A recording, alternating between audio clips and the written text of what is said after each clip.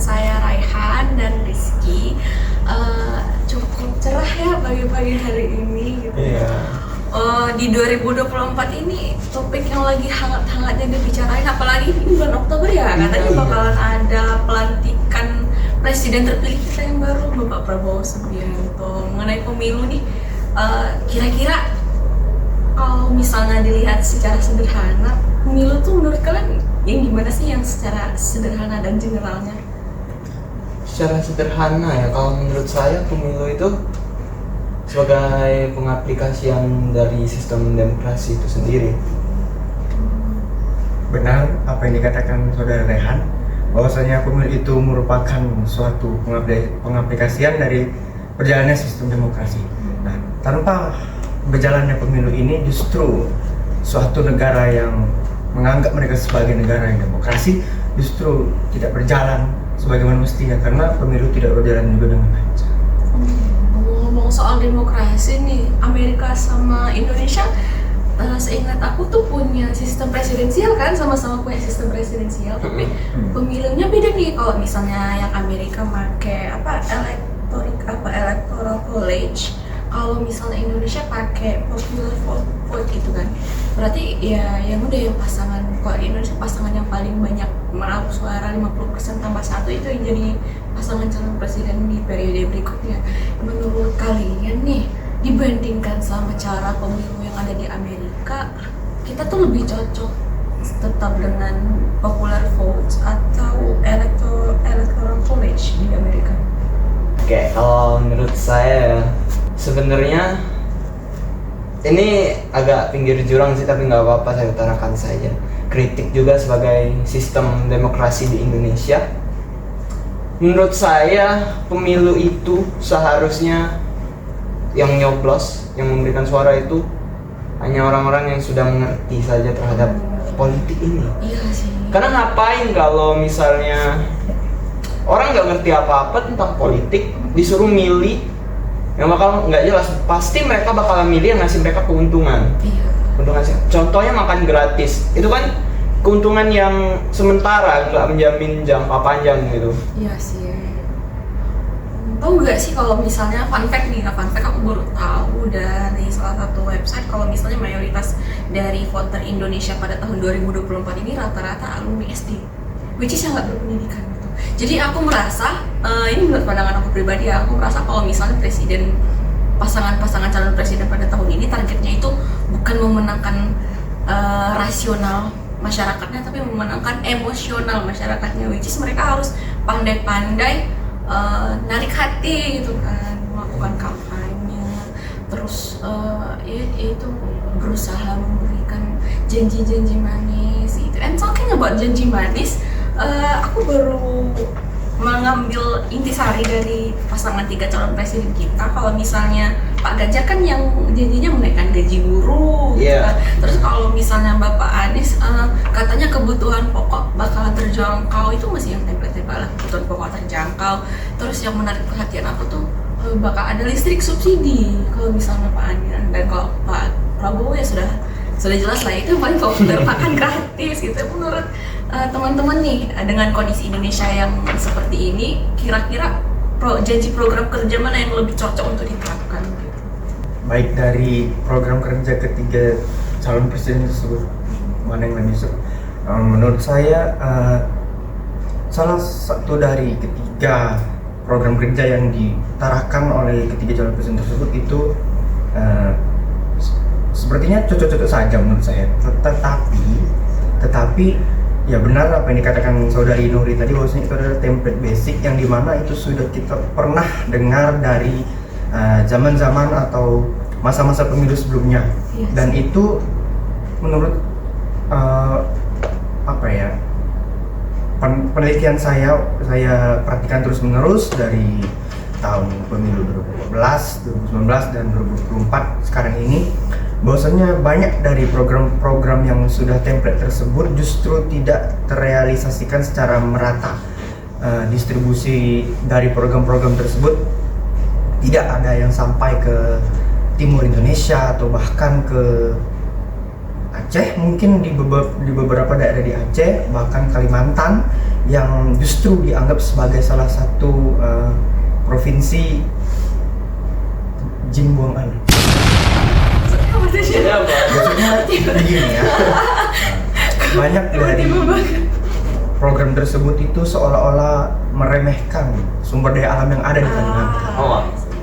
Mereka hanya memfokuskan pada perkataan atau program mereka saja tanpa memfokuskan bagaimana program tersebut dapat berjalan, namun dengan cara yang di lain sisi itu dapat dimanfaatkan lagi di daerah-daerah yang mau didistribusikan program tersebut. Seperti misalkan program apa Pak Anies tadi programnya? Pendidikan gratis.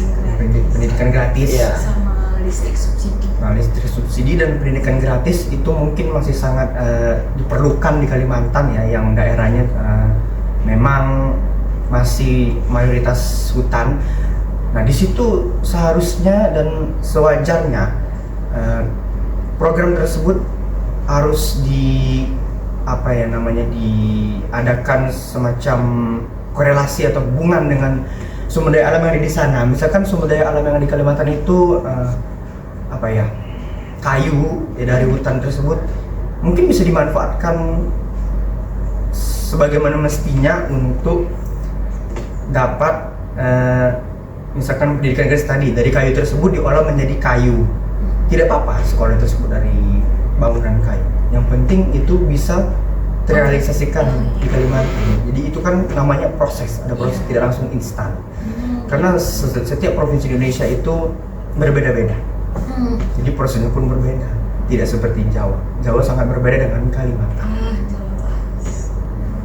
Dilanjutkan dengan saudara. Rehan ada mau nambahin? Bahas tentang proker sih ada yang menarik sebenarnya dari kota. Apa tuh? Kalau kalian tahu, dulu proker yang dijanjikan oleh calon wali kota saya dari kota saya yang sekarang sudah jadi wali kota, prokernya itu sungguh tidak masuk akal, tapi dia kepilih. Kalian tahu apa? Kota saya itu masih di provinsi Sumsel, yang notabene tidak ada bersembangan dengan laut, nggak ada laut kan. Tapi aneh ya, wali kota saya menjanjikan pantai buatan. Hah? Masuk akal nggak buat kalian? Pantai buatan. How? Aku ngerti gitu. Kota kami itu sangat maju belakangan 10 tahun terakhir ini. Tapi proker yang beliau sampaikan itu sungguh tidak masuk akal sekali. Bagaimana caranya Anda membuat pantai di kota sekecil 400 km persegi? Pantai buatan. Anda bayangkan, sebagian besar di kota itu pun kebanyakan hutan. Jadi kira-kira kan itu dari wali kota Anda ya? Iya. Kira-kira tanggapan masyarakat yang lain gimana? Ada mungkin kenalan atau teman yang udah ikut? Awalnya sih saya nggak make sense aja ya, kenapa kok bisa ada pantai sini? Iya Tapi sih. melihat 10 tahun kinerja wali kota tersebut sungguh patut diacungin jempol. Masyarakat tidak menghiraukan karena memang kinerjanya bagus, jadi nggak dipeduliin pantai itu beneran ada atau enggak. Jadi janjinya masih belum bisa direalisasikan sama sekali. Belum. And talking about provinsi dan daerah atau segala sama, aku punya tebak-tebakan nih buat teman-teman. Barusan tadi malam aku searching, ini sumbernya dari CNN Indonesia ya. Ada 5 provinsi yang memiliki jumlah pemilih terbanyak gitu di seluruh Indonesia ya. Aku bakal sebutin, ada dari peringkat 1, 2, 3, 4, dan 5. Coba teman-teman pilih gitu provinsi mana yang pemilihnya terbanyak. Jawa Barat? Jawa Barat itu ya Nomor masuk berapa? 1. Jawa Barat masuk 1. Saya suka aku memang pintar. Nggak, amin lah, Jawa Barat emang apa kan? Iya. Yang lumayan terpadat gitu kan. Iya sih. Jawa Barat itu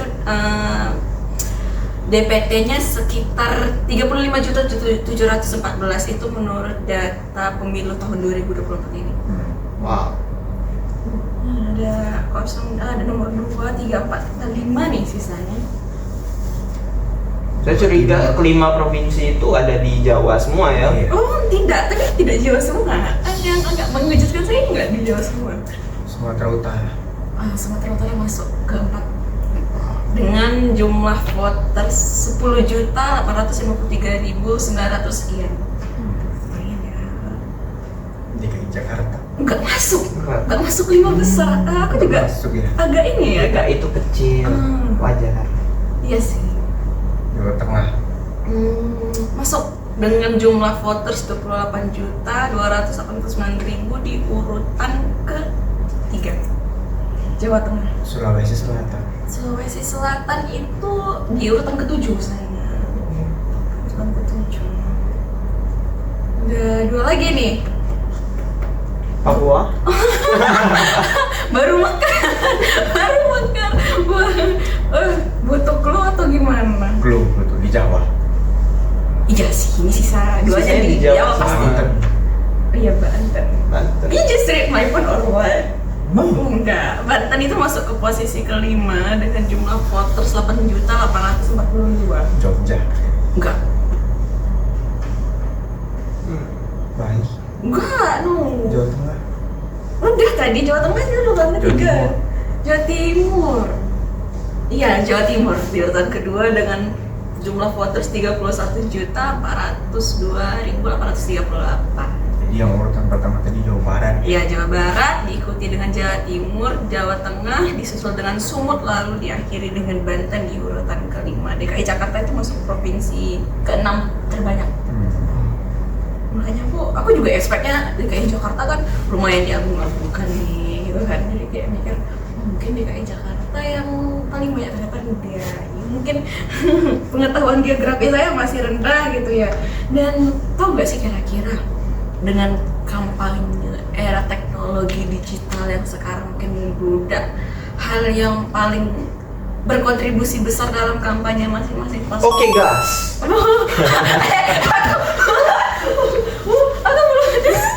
Ya mau gimana lagi, mereka itu cerdik strateginya. Kebanyakan tahun ini tuh pemilu pemula seperti kita yang pada dasarnya pertama kali baru ngasih suara kan. Ya. Paling dekat Gen Z itu mudah beradaptasi dengan teknologi. Sehingga mereka memanfaatkan celah kecil ya, kecil sekali sebenarnya celah itu. Tapi mereka bisa masuk dan ujung-ujungnya vote-nya melebar.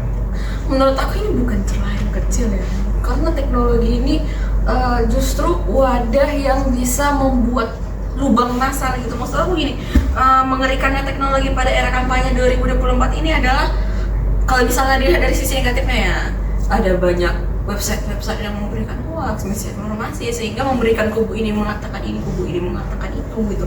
Terus susahnya penyebaran, maksudnya susahnya pemahaman orang, kan aku tadi udah bilang bahwasannya Indonesia pada tahun ini tuh jumlah mayoritas votersnya adalah yang lulusannya SD, yang gak berpendidikan. Jadi masuknya ideologi-ideologi yang salah kaprah itu juga gampang, karena mereka tidak dilandasi dengan pelajaran-pelajaran dasar such as Pancasila, PPKN di sekolah-sekolah minimal yang kayak SMA gitu. Karena kalau misalnya kita melihat kemungkinan apabila voters kita minimal tamatan SMA, mungkin ada kemungkinan bahwasannya masyarakat Indonesia ini sudah semakin terbuka nih, sudah semakin memiliki wawasan yang memadai untuk menentukan pilihan tersebut.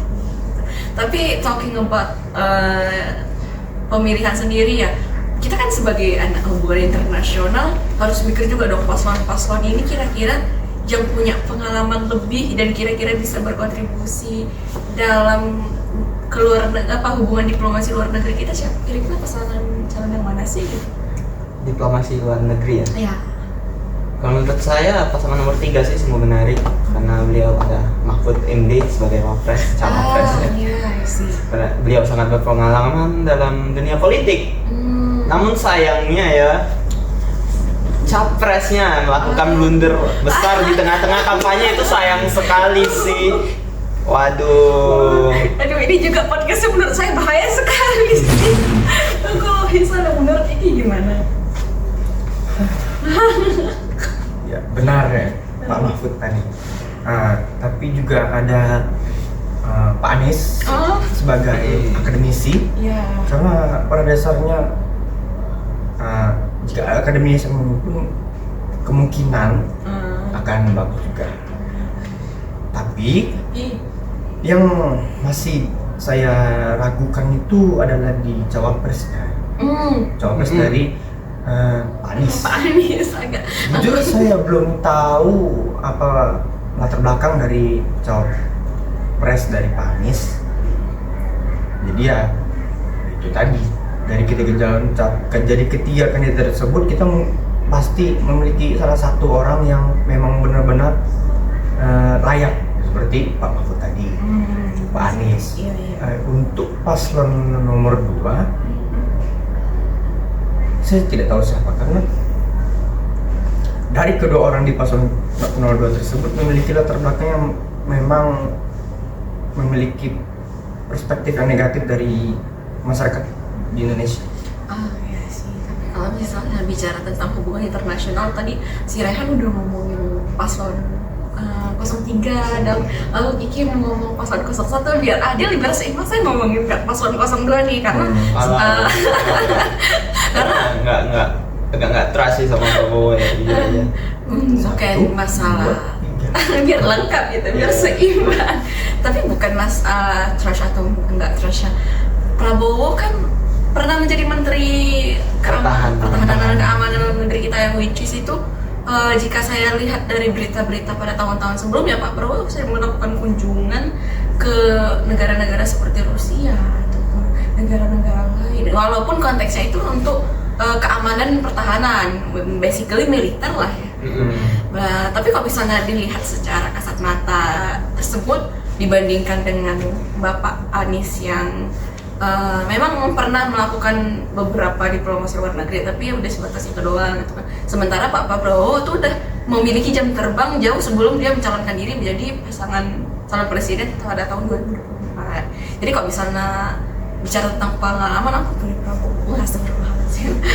Bicara tentang pengalaman, netral. Ya kita berusaha netral di sini. Kita berusaha netral di sini. Aduh ya Allah ya. Netral. Ya agak kita berusaha netral di sini. Aduh. Terus menurut aku ya, tolong dikonfirmasi atau dikoreksi, politik itu selain uang politik itu the most powerful power yang kita punya di seluruh dunia menurut aku ya. Soalnya politik itu mengendalikan pendidikan, politik mengendalikan ekonomi, politik mengendalikan kesehatan. Siapapun yang kalian pilih, baik itu pemerintah daerah ataupun pemerintah di skala nasionalnya, pasti bakalan berpengaruh sedikit banyaknya pada aspek-aspek yang tadi. Jadi kalau misalnya kata teman aku, uang itu rodanya, sedangkan politik itu adalah orang yang memutar rodanya. Oh ya, pilkada. Pilkada, aku cukup tertarik dengan paslon yang gerakannya gini-gini ya. Aku lupa gerakannya gini-gini gitu ya. Tapi dilihat dari cara beliau berkampanye itu sebenarnya agak sedikit tidak. Aku nggak akan bilang memaksakan, aku cuma sedikit tidak berhati nurani. Karena ini correct me if I'm wrong again gitu ya. Tapi sejauh yang saya lihat di media sosial, terutama TikTok ya, karena saya 24 hour di TikTok gitu. Yes. Dia mengunjungi desa-desa yang notabene menurut saya itu desa-desa yang masih butuh dana lebih untuk membangun ekonominya dengan helikopter. Wow. Iya. Kalau misalnya saya salah satu masyarakat di situ, saya kayak gitu. Wah, iya, maksudnya Anda datang ke sini dengan menggunakan helikopter gitu, dengan alasan jalan rusak. Sedangkan Presiden Jokowi ke Lampung aja naik mobil. Yes. Dia naik helikopter. Iya, sih. Tapi katanya beliau sudah pernah punya pengalaman yang menjadi pejabat di daerah sini. Pernah. Sebagai apa tuh? Oh, jadi ini kedua kalinya dia nyawa.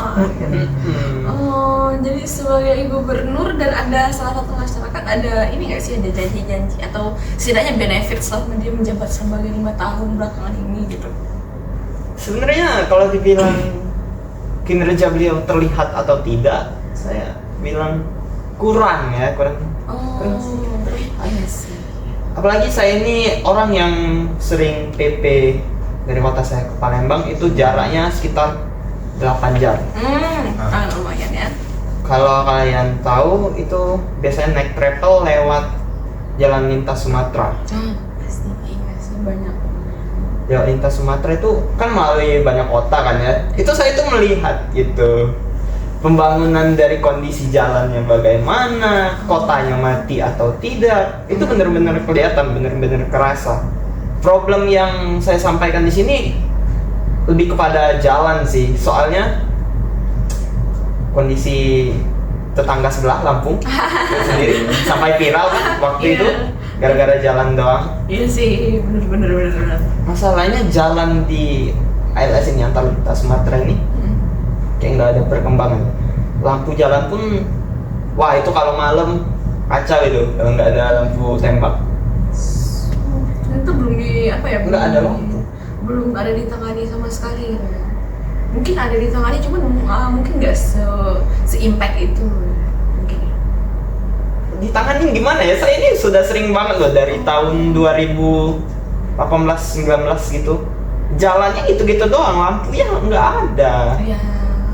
Makanya orang banyak bilang jalanan ALS itu antar lintas Sumatera itu lebih rawan, jauh lebih rawan daripada di Jawa. Iya. Karena lampunya aja nggak ada. Iya. Sebagai seorang perantau yang pernah dari Jawa Timur, aku berangkat dari Jawa Timur sampai Jakarta lewat tol aman-aman aja gitu Iya. ya. Kalau di sini tol saja 27.000 Indralaya Palembang. Wow. Kos kuat ya, aku jujur nih kaget, cuman mungkin daerah sendiri punya alasan menetapkan harga segitu. Tapi aku juga karena mungkin aku tertarik sama Sumsel ya, apalagi dengan Sumsel nih salah satu penghasil tambang besar yang ada di Pulau Sumatera gitu. Jadi aku juga kepo, mungkin politik di Sumsel ini gimana gitu, karena kalau misalnya aku bilang ya sebagai masyarakat yang dari wilayah Sumatera yang lain, Sumsel itu cukup kaya. Jadi whoever will lead this daerah pasti punya kontribusi yang besar dalam mengatur pengelolaan sumber daya alam yang sangat banyak ini. Gitu. Jadi harapannya mungkin bagi teman-teman generasi Gen Z atau teman-teman Gen apa yang mungkin ada planning buat mencalonkan diri menjadi kepala daerah di Sumatera Selatan, khususnya Indralaya atau daerah sekitar. Ya tolong sekali ya, Indralaya ini dibenerin ya. Ngomongin kaya nih, tapi kita nggak sekaya itu loh. Suaranya nggak sekaya di Jawa. Itu kan lumbung sekali mereka itu. Tapi kan balik lagi, kita ini sistem pemilunya yang kalau 50% Plus 1 ya. iya 50% nggak terpenuhi pasti putaran kedua. Kenapa si Prabowo, ya saya sebut saja ya, capres kita kemarin Prabowo inginnya satu putaran saja? Sangat jelas kalau dia 2 putaran, yang ngeput nomor 3 bakalan pasti ke 1. Kemungkinan besar malah capres nomor 1 yang menang kalau menurut analisis saya ya. Makanya si nomor 2 itu agak retak. Tapi kalau misalnya dengar berita yang beredar nih, calon pasangan lain sempat ada ngajuin gugatan pemilihan vote ulang nggak sih? Iya. Dan tidak dilakukan. Aku herannya gini, pas Prabowo kan sama yang ini udah 3 kali ya yang lalu. Yang pertama kalah dari Bapak Jokowi, minta vote ulang dan dilakukan. Yang terus tahun 2019 kalah lagi dari Bapak Jokowi, terus minta vote ulang dan dilakukan lagi. Aku herannya tahun sekarang diajuin vote ulang kan, cuma tidak dilakukan. Agak ini ya, agak gitu. Mungkin bagi pasangan calon presiden lain jangan patah semangat. Mungkin masih ada 2029 ya, masih ada 2029. Kami masih, insya Allah kalau diberikan kesehatan dan umur yang panjang masih hidup. Amin.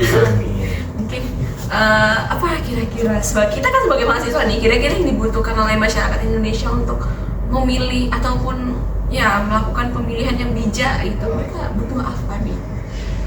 Secara simpel dan terlihat pengaruhnya ya sosialisasi. Sosialisasi. Terus dia apa? Kamu mau pakai depan Sosialisasi, kamu kalau mau pakai private pendidikan. Iya. Makan gratisnya enggak? Ya seperti yang saya bilang tadi, Indonesia tahun ini mempunyai jumlah voters dengan vote-nya SD mayoritas, dan itu cukup menyayat hati. Miris. Cuman ya harapan kami sebagai mahasiswa semoga makin banyak jiwa-jiwa di luar sana yang mempunyai kesempatan buat mendapatkan pendidikan yang layak dan berkualitas sehingga bisa membangun generasi emas bangsa Indonesia yang lebih baik lagi. Seminimal-minimalnya menjadi menentukan pilihan dengan tepat dan bijak, tentunya dengan sesuai track record yang ada dan dengan perbandingan yang sudah sematang-matangnya. Ya, sayang banget sih kalau misalnya kita harus memilih presiden berdasarkan FOMO-FOMOan gitu, atau berdasarkan kebutuhan story Instagram gitu kan. Gitu, ada orang ikut kampanye cuma buat story Instagram, habis itu nanti dari kampanye ini pindah ke kampanye ini gitu. Aku kayak, kamu mau pilih siapa sih sebenarnya gitu. Cuman ya itu sih. Dan yang mirisnya pada tahun ini ada satu istilah lagi nih yang lumayan viral, politik dinasti gitu. Wah. Gini loh, kalau misalnya secara innocently ya, saya nanya, maksudnya benar-benar nanya pure karena nggak tahu, anggap aja gitu ya. Kalau misalnya memang seseorang yang ingin dijadikan politik dinasti ini merupakan seseorang yang track recordnya bagus dan kompatibel untuk menjalankan tugas-tugasnya sebagai pejabat tersebut, kira-kira apakah tetap harus dipilih sebagai lanjutan politik dinasti tersebut, atau kalian ingin mencoba pasangan yang lain gitu? Walaupun track record seseorang ini sudah bagus gitu, katakanlah, apakah politik dinasti adalah hal yang bisa dibenarkan atau tidak? Gimana ya, masalah Indonesia dari dulu tuh tetap sama, KKN, korupsi, kolusi, nepotisme. Ini apa gunanya kalau mau buat dinasti lagi? Sama aja, nepotismenya pasti ada lagi, dan korupsi malah makin gede lagi. Kenapa bisa mengatakan korupsi makin gede lagi? Ya karena ya antek-antek dinasti kan. Mereka makin berani karena mereka tahu yang berkuasa tuh ya keluarga mereka, nggak ada yang ngehalangin, nggak ada yang mengkritik. Jadi perlu adanya partisipasi dari pemuda seperti kita untuk berpartisipasi di dalam politik itu. Jadi isi untuk memutuskan rantai. Kalau rantai itu masih bersambung ya itu terus, bosan lagi ujung-ujungnya. Apa yang mau diharapkan? Kehancuran. Mari kita berharap pada Leviathan. Mari kita berharap pada masing-masing pejabat daerah di daerah masing-masing menjalankan tugasnya dan janji-janji mereka dengan baik dan benar. Tapi kalau misalnya kalian punya kesempatan nih mencalonkan diri sebagai pejabat daerah ataupun mungkin pejabat nasional, kalian mau gak sih? Mau gak sih? Secara garis besar iya. Kenapa? Karena kalau saya sudah sampai sejauh itu berarti secara tidak langsung saya udah dipercaya sama orang banyak. Ya. Isi. Jadi kemungkinan mau apa sih yang mau Anda ubah dari daerah atau negara tersebut? Belum tahu ya, ilmu saya belum setinggi itu. Oh, iya, kita masih mahasiswa, Iya. baru juga semester 1 ya Allah. Hubungan internasional nih. Lo Rizky mau nggak? Sama seperti saudara Rehan. Oh, mau ya. Saya pribadi nggak mau sih, karena Kenapa? menjadi seseorang yang dipercayai banyak orang tuh merupakan beban yang sangat besar. Beban tersendiri. Karena saya pribadi ngangkat beban orang tua pun lagi susah-susahnya gitu. Kayak mana mau ngangkat beban masyarakat dan sebanyak itu gitu. Jadi kalau misalnya teman-teman di antara kalian, teman-teman saya yang berharga ini kemungkinan menjadi amin-aminnya seseorang yang punya impact gede gitu terhadap masyarakat. Saya berharap kalian jangan lupa sama aku dong gitu. Enggak, kita enggak nepotisme ya.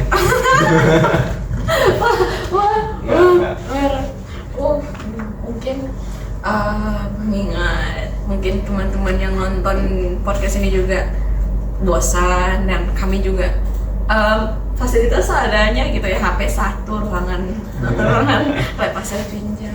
Pada podcast kali ini intinya kami berharap sebagai mahasiswa bahwasannya masyarakat semakin bijak dalam menentukan pilihan, semakin rajin untuk meningkatkan literasi, karena dengan membaca kita juga tahu bahwasannya track record pasangan-pasangan yang nantinya akan memimpin daerah kita bagaimana, dan tentunya bijak dalam membandingkan, melihat dan mengobservasi keadaan di daerah kita masing-masing. Dengan begitu, dengan partisipasi kecil dari suara kita akan membawa Indonesia ke jalan yang lebih cerah dan masa depan yang lebih menjanjikan.